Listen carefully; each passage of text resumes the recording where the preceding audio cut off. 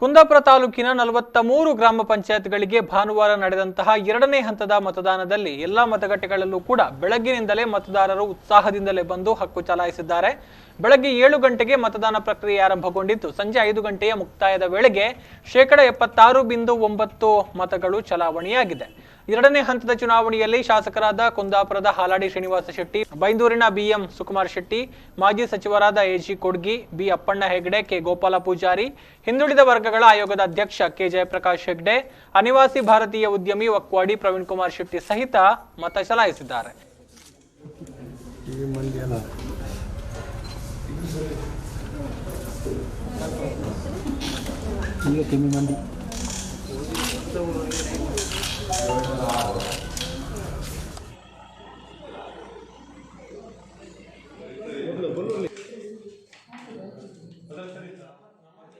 ಮತದಾನ ಪ್ರಕ್ರಿಯೆ ಆರಂಭಗೊಂಡ ಸ್ವಲ್ಪ ಹೊತ್ತಲ್ಲೇ ಅಂಪಾರು ಸರ್ಕಲ್ನಲ್ಲಿ ಮತದಾರರನ್ನ ವಾಹನದಲ್ಲಿ ಕರೆತರುವ ವಿಚಾರಕ್ಕೆ ಸಂಬಂಧಪಟ್ಟ ಹಾಗೆ ಎರಡು ಗುಂಪುಗಳ ಮಧ್ಯೆ ಬಿರುಸಿನ ವಾಗ್ವಾದ ನಡೆಯಿತು.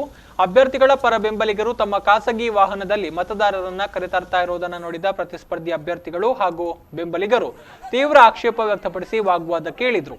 ಈ ವೇಳೆ ಎರಡು ಗುಂಪುಗಳ ಮಧ್ಯೆ ಮಾತಿನ ಚಕಮಕಿ ಉಂಟಾದ ಬೆನ್ನಲ್ಲೇ ಸ್ಥಳದಲ್ಲಿ ನಿಯೋಜನೆಗೊಂಡಿದ್ದ ಪೊಲೀಸ್ ಸಿಬ್ಬಂದಿ ಮಧ್ಯಪ್ರವೇಶ ಮಾಡಿ ಪರಿಸ್ಥಿತಿಯನ್ನು ತಿಳಿಗೊಳಿಸಿದ್ರು.